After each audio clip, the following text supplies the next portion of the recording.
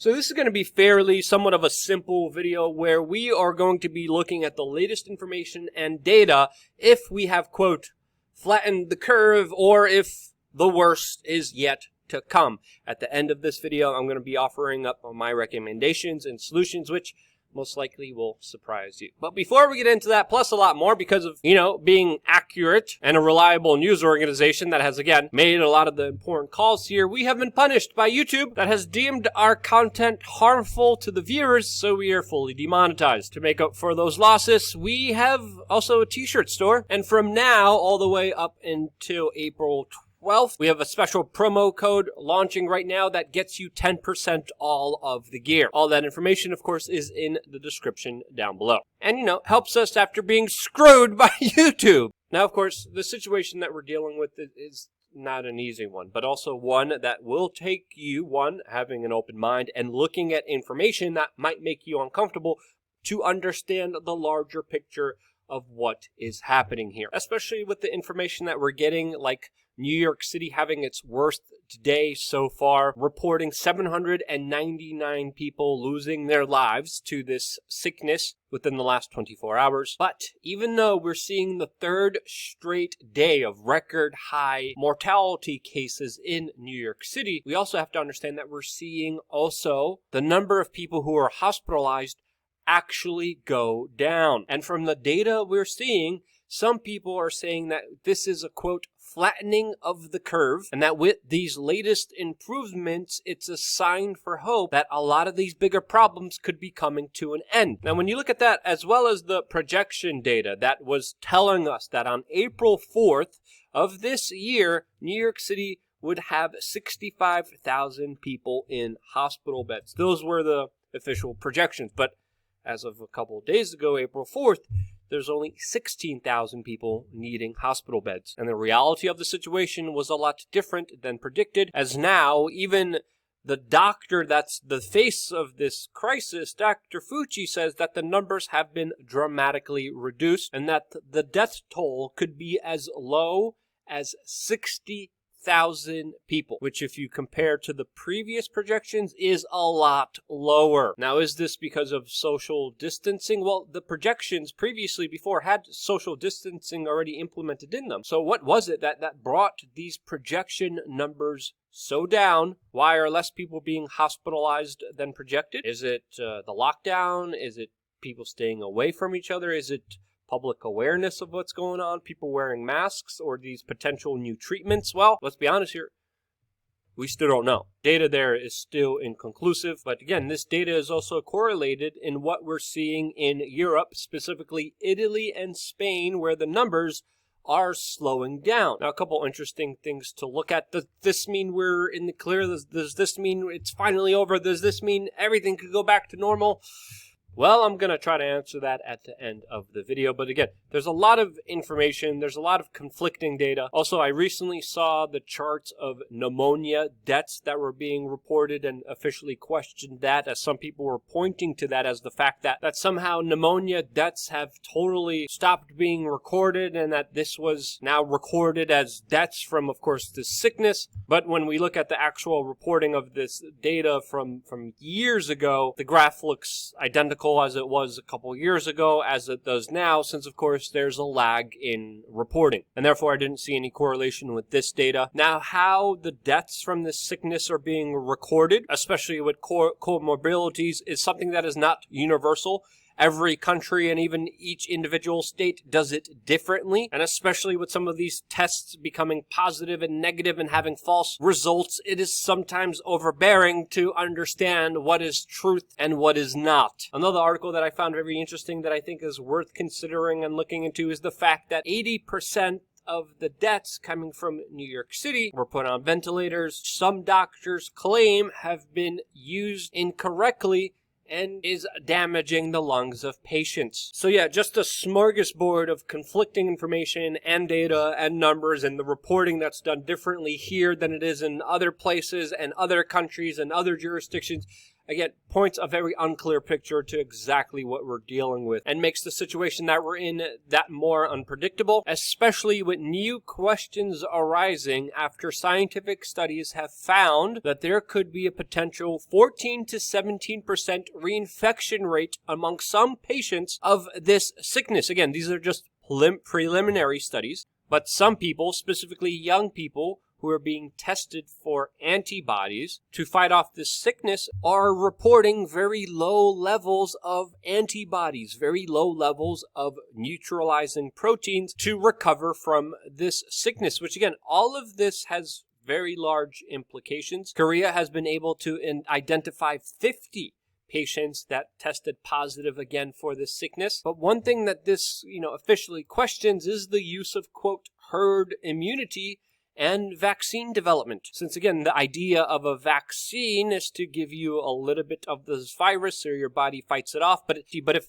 a portion of these people, again, preliminary studies, 14 to 70% aren't building immunity to it, the vaccines that, of course, the mainstream media and people like Bill Gates are promoting as the one-all solution to this doesn't look likely. Donald Trump was even promoting the idea of this, as again, he is put in a very difficult position, as right now, of course, if he doesn't treat this situation seriously, more people will die of the sickness. If he treats it too seriously and locks down the entire economy, more people, according to some, will be affected and die because of the economic downturn. As we know, there's a growing number of cancer mortality that comes from economic downturn. There's a lot of stress. There's a lot of other sicknesses, diseases, and also mental health problems like suicide that arise from financial calamity.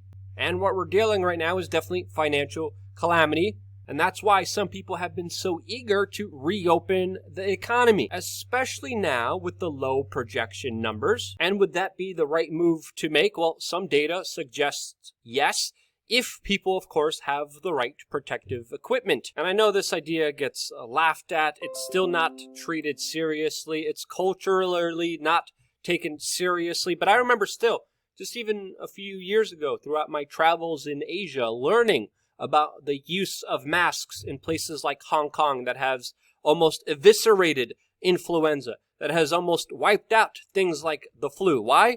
Because it's socially, culturally acceptable to wear a mask.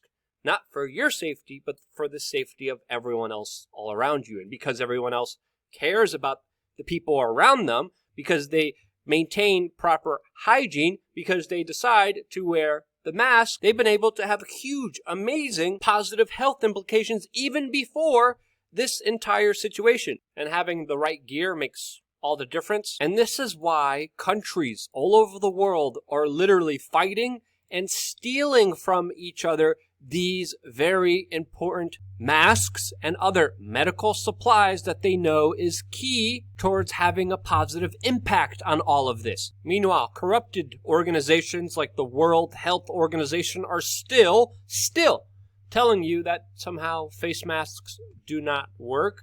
The Surgeon General and the CDC have been telling you that for weeks. Now they changed their tune again, as I've been banging my head against the wall telling you masks do work. But now the Surgeon General is literally promoting a anti-opioid drug t-shirt as a mask, which again is largely inadequate compared to, of course, other common supplies that you could find around the house that are way more effective. And I talked about this in great detail, especially which common household item works way better than cotton on our backup channel, Change the News, which I will link in the description below, specifically in this video.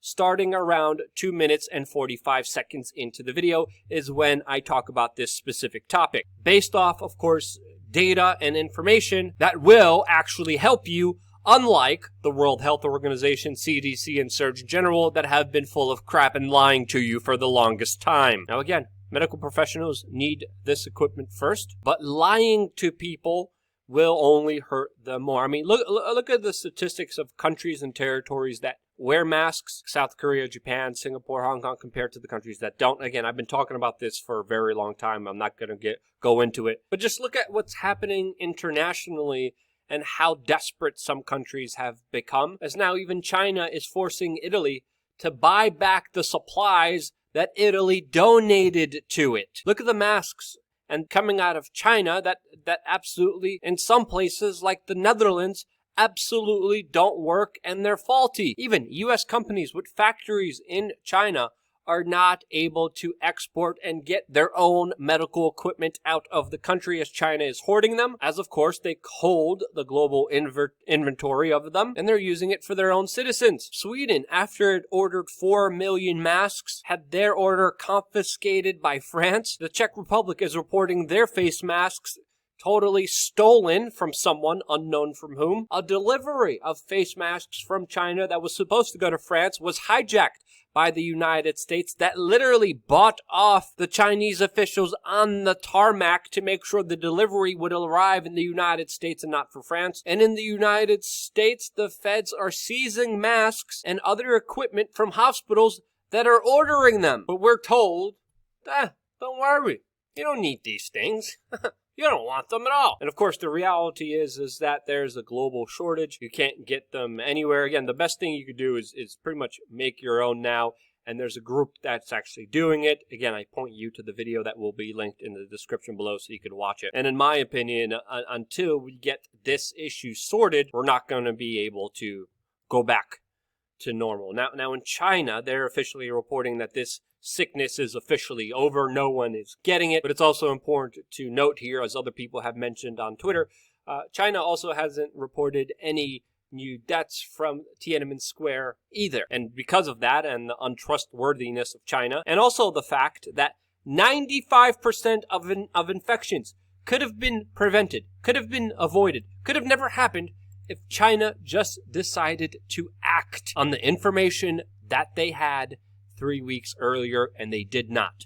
They ran a cover-up, and they arrested the doctors and journalists who warned the world that this major storm was coming, and they are in large part responsible for this. But even in the opening of China, as we've recently seen the opening of Wuhan, the epicenter, start of all of this, people again were told and urged to still stay away from each other. A lot of people were wearing a lot of medical supplies, some of them full hazmats, a lot of them goggles, a lot of them masks, pretty much all of them. And people traveling out of Wuhan are still, by their big brother police state, Orwellian dream, forced to undergo a 14-day quarantine period. Has the United States fared better? Well, no. But again, a large part of responsibility still is also on China and the World Health Organization, which should be viewed very skeptically. And even the Iranians, that are very close allies with the Chinese against the U.S. petrodollar on the world stage, even they say that the official numbers coming out of China are a, quote, bitter joke, as their country is being ravaged by this, by, of course, U.S. economic sanctions. Also, it doesn't help that our whole economic system is a Ponzi scheme that's based off bad debt and is totally rigged for the favor of the 0.1%. That's another caveat to add here. And this whole economic storm wouldn't be as severe and as bad if our system wasn't as rigged as the way that it is right now. So in conclusion, yes, the numbers are down. The projections are also a lot lower than many people were expecting them to be. Are we in the clear? Well, as China demonstrates by their also very careful actions, not yet. It's still best to treat this unknown sickness very seriously, as of course there's a big potential that it could also be a bioweapon. And with so much conflicting data, so much unknown, and the possibility of a second wave, I still say it's better to take this seriously than not, to make your own protective gear and to be conscious of the people around you and respectful of the elderly and the immune compromised. It's not going to kill you to be courteous to the people around you in your family and in your community, which I strongly recommend everyone still do, because of the economic situation, which I've been saying is going to be more devastating than this. I definitely recommend people start growing their own garden. It's not going to hurt you. It's in the long run actually going to save you money. If you don't have a big plot of land, you could always window garden. It's actually also been found to be very good for your gut health. It gives you something to do, but also at the end of the day, it's one of the most radical, anarchistic things that you could do, and that is provide for yourself. And in these uncertain times with so much information still not known to us, I'd rather be more prepared than less. So yeah, that's my official assessment of it so far from the information that I'm looking at. You may disagree, and if you do, tell me why. Show me the data, show me the information down below, and I'll be sure to look at it. I've been looking at this information and data for a very long time. That's how I see it. How do you? I always try to engage in conversation within the hour that a video's out, so don't forget to click the subscribe button and the notification button, and maybe you'll still somehow get a notification if you're lucky. Even though this channel is fully demonetized, I'm still very blessed to be here and have this opportunity to share the information that I'm getting, and I'm only here because of you, and that's why I love you guys. Thank you again so much for watching. Stay tuned for more here on wearechange.org.